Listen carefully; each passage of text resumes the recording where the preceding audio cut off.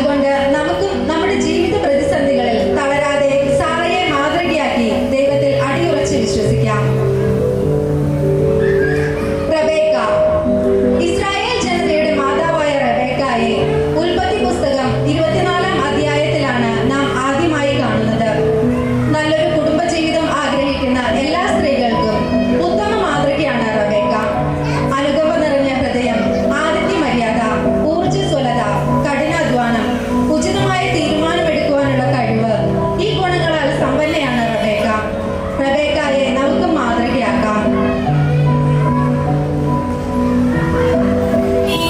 ലയ.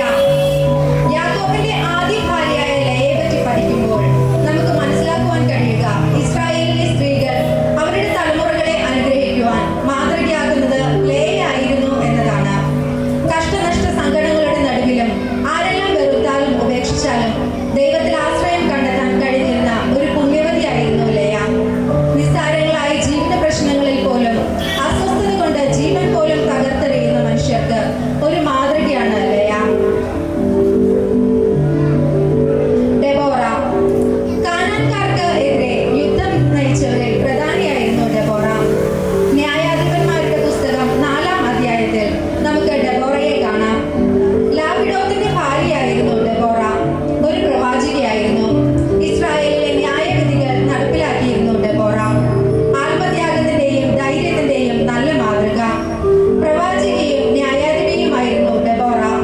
എന്നും സ്ത്രീകൾക്ക് നേതൃപാടവത്തിന് ഒരു ഉത്തമ ഉദാഹരണമാണ്.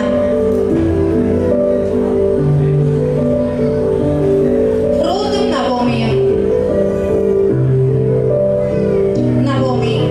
റൂത്തിന്റെ പുസ്തകത്തിലാണ് നവോമിയെ നാം ആദ്യമായി കാണുന്നത്. റൂത്തിന്റെ അമ്മായിയമ്മയായ നവോമി വളരെ ശക്തിയായ, ദൈവവിശ്വാസത്തിൽ ദൃഢതയുള്ള ഒരു ഉപദേശക കൂടിയായിരുന്നു. റൂത്ത്.